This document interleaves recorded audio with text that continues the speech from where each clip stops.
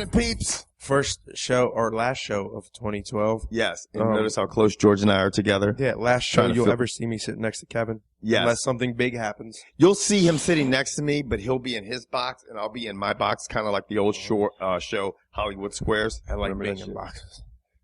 Dirty motherfucker. I'm just saying. Anyway, we are going to recap the lovely and fucking super exciting event, UFC 155. Yeah. About that. Thank God you didn't have to hear all the crazy shit George said before the mics were turned on. Todd Duffy just earned himself a title shot. He is a fucking heavyweight contender. Isn't that the guy from YouTube? I don't. Oh, sure. that's Philip DeFranco. Anyway, that number one contender now. Yeah. Why not? Why not? You know, I mean, there's no rhyme or reason. Why not? Yeah, that was on the preliminary Facebook card. So Todd Duffy is officially making a comeback now.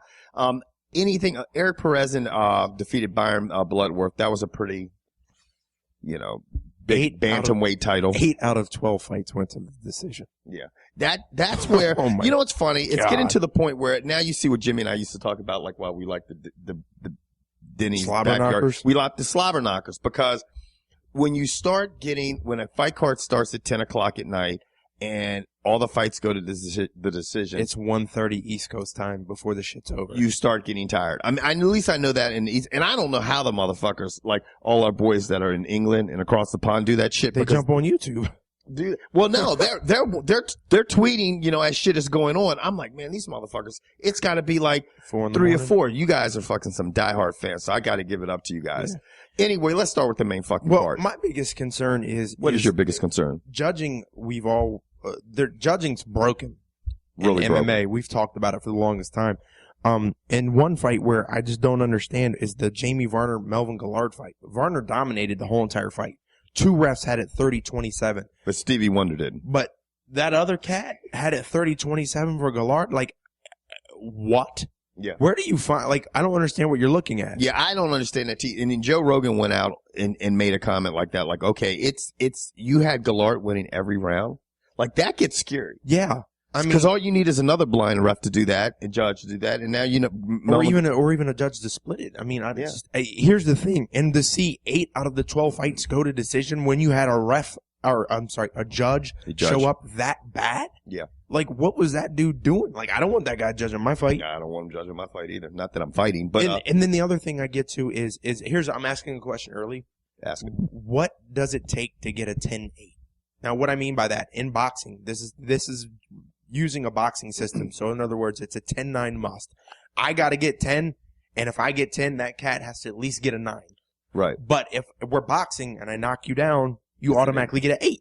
Right. So what the fuck does that mean in MMA? How do you get a 10-8? I don't know if there's an actual rule. Maybe George and I are not seeing this shit, and somebody can out there, I'm sure, will educate us very quickly. But yeah, it's a good point. Like, obviously, if there's a knockdown or something where there's a scramble where it looks like the fight might be over, for example, and we'll get to this later on when we look at the Cain Velasquez Junior Dos Santos fight, right?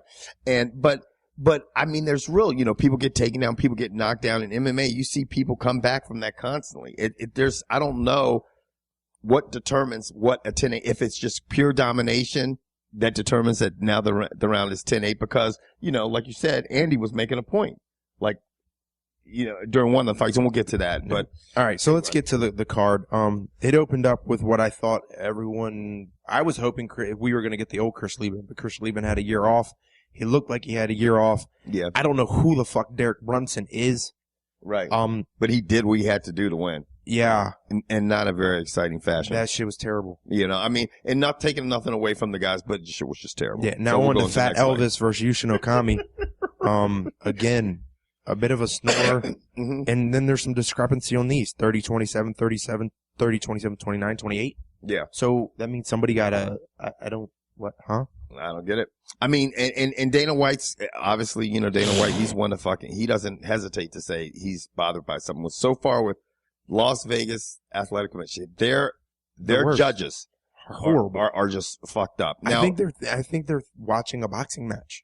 Maybe that's what it is. You know what I'm saying? Maybe they're locked into that and that's the way they're judging, but the judging is just fucked up. Anyway, Yushin Okami had a fucking blueprint to beat Alan Belcher because obviously he had used it before and won, and he did it again in very boring fashion. And I know, George, that there's going to be somebody out there going to be like, you guys don't respect the ground game. You guys don't respect real good MMA. That wasn't good MMA, dude. I don't give a fuck what you have to say. Those first 2 fights were boring as shit. Right. Now, in my opinion, I think Okami should have to fight Philippou, and then maybe the winner of that fights Bisping. I don't know.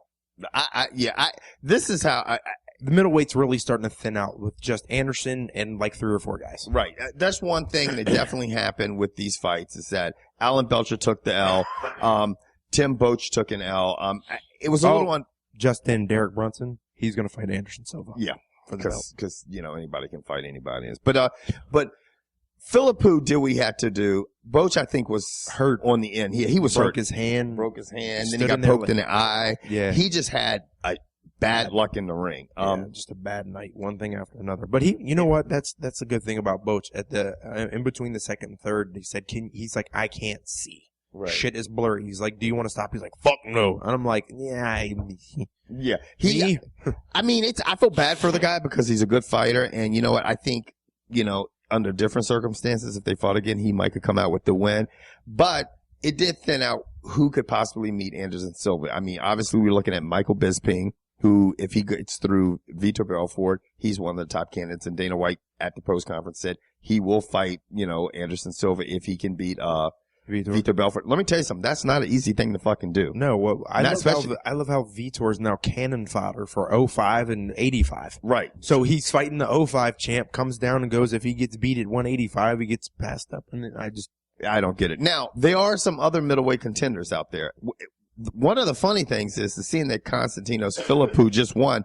You would think that he would be among this list, but he's only got 1 loss in the UFC, and it was his opening fight. He hadn't lost since. Yeah. But you know what? Guess what? He's not in the fucking list. The people that they have, obviously, we just said Bisping, Hector Lombard. Now that freaks me out. That Hector Lombard is put ahead of Constantinos Philippou. If I'm saying his name wrong, hey, fuck it. But that he came to the UFC off of beating cans. In my opinion, look, don't fucking get mad at me. He's had 2 fights in the UFC and he split 1-1. And he got in his second fight, he got, in my opinion, a gift. So, right, he wins his second fight. Now all of a sudden he's in the running to fight Anderson Silva. I mean, in my opinion, you just got to prove yourself more. I mean, you look at Philippou, he's won 5 fucking fights in the middleweight category. And real quick, I don't mean a gift as in he got a gift victory. I mean a gift in is he got a strictly ground game jiu-jitsu guy who has no stand-up. Exactly. That's what I mean by a gift. Right. And just his opponent was a gift. Now, then you have Chris Weidman. Is it Weidman? Whatever. Now. Who's he fighting next? I don't know. This guy, obviously he was supposed to fight Tim Boetsch, and obviously, Boetsch ended up fighting his training partner, Constantinos Philippou. He's he's had a string of bad luck. Obviously, having to move out the shit that happened with Hurricane Sandy. So, and he had pulled up a string of victories. Obviously, his win over Mark Munoz was just Dog has him ranked currently as the 3rd middleweight. Right. I could see that. I can justify seeing him getting a shot because that could be an exciting fight between him and Anderson Silva. The next person is not even in the UFC. Luke Rockhold. He'll be in the UFC. I'm going to say that again. Yeah, I understand. Luke Rockhold. But we all know Strikeforce is dissolving because the other big thing is that shit's dissolving like Alka-Seltzer shorty. Exactly. And they're saying Gill's going to get a title shot as soon as he comes in. And for people who don't understand that, what the fuck do you mean you don't understand? He's a big name. He holds a belt in another thing. He comes in at 155 and immediately gets a title shot. Makes sense to me. It's the fucking model Dana White's using. And you know what's funny? And that's the thing. And I'll rewind real quick. That's why I think someone like Hector Lombard, because he was fucking great at Bellator. Bellator, which was huge. You got that whole MTV following and stuff. He's known. He's more mainstream. People recognize him from those fights. And now all of a sudden he's in the UFC, gets a shot at Anderson Silva, probably the greatest pound-for-pound fighter ever. He came in and lost to Tim Boetsch. I think if he comes in and if he would have come in and beat Boetsch like everyone thought he was going to do, his next fight would be Anderson Silva. Yeah, absolutely. So here's my opinion. Bring in Gill, let him get a title fight. If he wins, great. If he doesn't, you can bury him under all the other 155ers. Because there's a lot of them. Let Luke Rockhold fight one more time in the Strikeforce thing, and once he's done, I'm sure Anderson might have fought. Maybe he didn't. And then let him get a title shot. Because if he loses to the champ, then you can bury him. Right. Because that's what Dana's going to do. If these Strikeforce guys come in and don't perform, they're going to get buried. And quickly, Which brings us up to the next shit George was just talking about, the lightweight. The lightweight class, the 155 class, is so fucking deep. There's so many fighters. You can't even rank them anymore. No. It's so deep. Jim Miller defeated Joe Lauzon. That was a fight. Yeah, people were saying definitely fight of the night, potentially fight of the year. I would agree. It was crazy. Go ahead. It was entertaining top to bottom. Blood everywhere, transitions, punching, close to submissions, maybe not. Jim Miller almost got tapped out with like 14 seconds to go. I mean, it was fucking crazy. After the first round, I thought it's a wrap. It's over. Yeah, but that fucking kid, Joe Lauzon, he has got a lot of fucking heart, man. Yeah, and he's got a head made of fucking concrete. He does, man. He's a tough fucking guy. And, he held on. I think if there was another round, or if this was the main fight, I think he would have won the fight. Miller would have lost, because then it would have been a 5-round fight, and I don't think Miller would have been. I think both were pretty well gassed in the third. I think on the fourth round, it would have looked like a bad Rocky movie. They'd have just leaned on each other. Yeah. So anyway, what do you think? What happens now in the lightweight division? What do you think? Benson gets to pick who he fights, right? Isn't that the way it works? Yeah. Because we just watched the 170 guy dodge. Sorry, George. No fighter gets to pick who wants to fight in the UFC. It doesn't work that way. It just happened. Even if you're the number one contender. No, it just happened. When? GSP just picked his opponent. Because Except for GSP.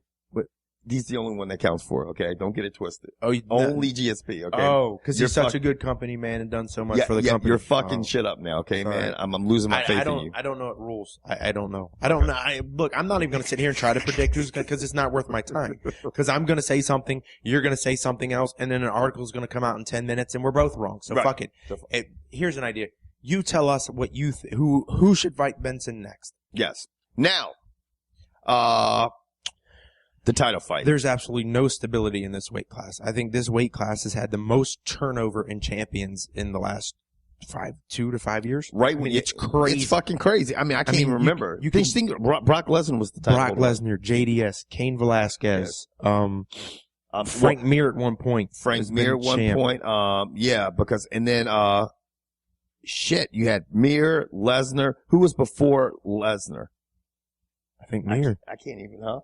Mir, Lesnar, and then Mir, Lesnar, and then it's just fucking crazy. Anyway, one thing I will say about this fight, the fight, told me one thing that, you know what, Cain Velasquez probably was hurt that first fight. Yeah. And he came back, and like we always say, he totally redeemed himself. He looked good. He looked dominant over JDS. I thought I never would see someone dominate JDS like Cain Velasquez did. He is fucking nasty on the ground. He's strong. He's aggressive. He's got great fucking win. He did everything that you have to do to beat JDS, and he did it easily, in my opinion. Yeah. I will give this to JDS. Getting rocked like he did, he can take a fucking punch, man. He ate some fucking punches the whole fucking fight, and he hung in there and didn't get finished. That was impressive to do that for 5 fucking rounds. But with that being said, it's a fucking wrap. Do you think there should be a fucking rubber match? No. Neither do I, because you know what? I'm sick of seeing the same fucking people fight. Here's the other thing. Why should there be a rubber match when this fight was scored 50-45, which means 10-9s across the board. Right. 50-43, which means 2 10-8s. Right. 50-44, which means 1 10-8. Right. So, and when it was over, I gave Cain Velasquez 10-8s in the first and second. Yeah. Because JDS was backpedaling. He had no offense, and he just couldn't gather himself. JDS did nothing, in my opinion, in the first 2 rounds to even garner 9 points. And he was so exhausted that he couldn't even get on his feet. It looked like he didn't have enough power. He was so overwhelmed that he couldn't even throw a good punch or put together good combinations, which is his thing. And you know, on the ground, he had it wasn't even close. No, and he had glimpses. Yeah. In the 4th and 5th. And I think that's the only thing that saved him. I was talking to Andy throughout the fight, and he says 10-8 the whole way. And I'm just like, no, dude. The 4th and 5th round, JDS had flashes. He wasn't getting dominated as bad as that first and second. Yeah. So for me, if I'm a judge, first and second were 10-8s. The rest of it were 10-9s. You know what? I think this fight was the only fight that was scored accurately. I think one judge had it 50-45, the other one had it 50-43, and one had it 50-44. That's pretty accurate in my opinion. Now, this is the thing. So I was going to bring up the question, what's next for JDS? What's next for Cain Velasquez? I'm going to get to Cain Velasquez. I'm going to tell you what. The fight I would love to see, and it will never happen because Daniel Cormier came out and said he's not going to fight his training partner. That fight, 2 guys, very similar in stature, both incredible fucking wrestlers, both great with great hands. That's the fight that I would love to see. I would love to see it because I think Daniel Cormier is one of the best fucking heavyweights out there. I think that's just like people. I mean, look, dude, you go where the money's at. At the end of the day, these guys shake hands and are cool with it at the end. Why? So what? He's your training partner. Mm-hmm. And, dude, it's about the fucking money. Yeah. I'm going to tell you right now, if somebody paid me $1 million to fight him. We're fighting. We're fighting. And then you know what we're doing? We're hugging each other afterwards and going to the club. Right. Yeah. Right, exactly. Like, I don't fucking understand. It's your job. It's what you do for a living. Who gives a fuck? Look, if it's your training partner, so you approach it a little different. I understand what the Diaz brothers have to do to get up for a fight. They have to view this person as an evil enemy, but very few MMA fighters today do that. Yeah. I think if Rory McDonald had more of a personality and could actually fucking convey what he's trying to say, fucking Robot Jones, he would probably say that he fucking hates everyone too, but he's too fucking not illiterate, but he's not articulate enough to fucking voice that. Yeah. I want to fight targets. Fuck, shut up. It's you know, and you bring up a good point. It's like, you know what? Some of the best fights are people that are in the same camps. And you know what? Obviously these people are in the same camps because they're going to where they can learn. Exactly. I mean, we saw it with Rashad Evans and John Jones. It ended up being a very competitive fight. It was because they knew each other. So John Jones had to come up with something creative and something new. Oh, absolutely. So I'm going to tell you right now, Cain Velasquez and Daniel Cormier, they couldn't go in and do the same thing because they'd be like, shit, he knows me. I know him. What am I going to do? They'd have to think outside the box. Oh, absolutely. Let me tell you something. I'll tell you a couple fights right now. You tell me if they wouldn't be good. Nate Diaz and fucking Gilbert Melendez. Great fucking fight. GSP versus Rory McDonald. That would be a great fucking fight. I think Rory would fuck him up. Yeah. Yeah. Anderson Silva versus Lyoto Machida. That would be a great fucking fight. I mean, you look at all the fights, the potential fights that could happen with people coming out of the same camps. Cain Velasquez versus Daniel Cormier. I just think it's a good fight. Somewhere along the line, you got to say, you and I are training the camp. We're the same person. Let me ask you this, guys. Would you guys like to see Dan Henderson fight Chael Sonnen? I would love to see that fight. I think that'd be a good fucking fight. Who the fuck is Dan Henderson? Right. You know what I mean? Oh, that guy. Anyway, tell us your feelings on it. We're going to wrap it the fuck up and we're the fuck out of Dodge. Deuces.